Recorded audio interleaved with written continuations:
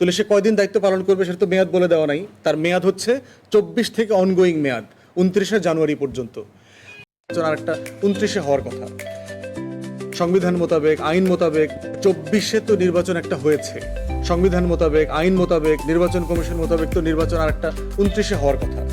তাহলে কিসের ভিত্তিতে আমি আগামী ফেব্রুয়ারিতে নির্বাচন চাই? সংবিধানের অধীনে তো আমি নির্বাচন চাইতে পারি না।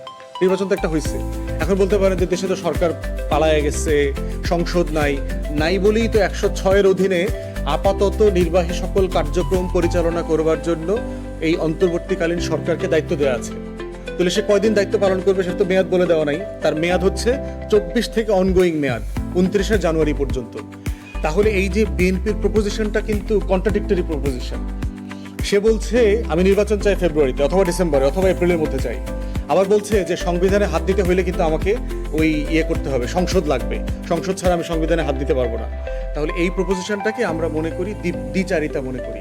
আমরা বোধ করছি যে এইটাকে একমতের ভিত্তিতে কাজটা করা দরকার। ফেব্রুয়ারির নির্বাচন 106-এর অধীনে হইতে পারে না। ফেব্রুয়ারির নির্বাচন সংবিধানের মধ্যে হইতে পারে না, সিম্পলি ফ্রেমে নাই।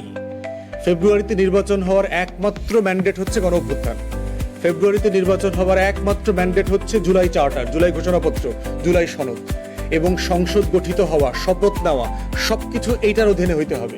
এছাড়া সিম্পলি যে অপশনটা হবে সেটা সংবিধানে পড়বে।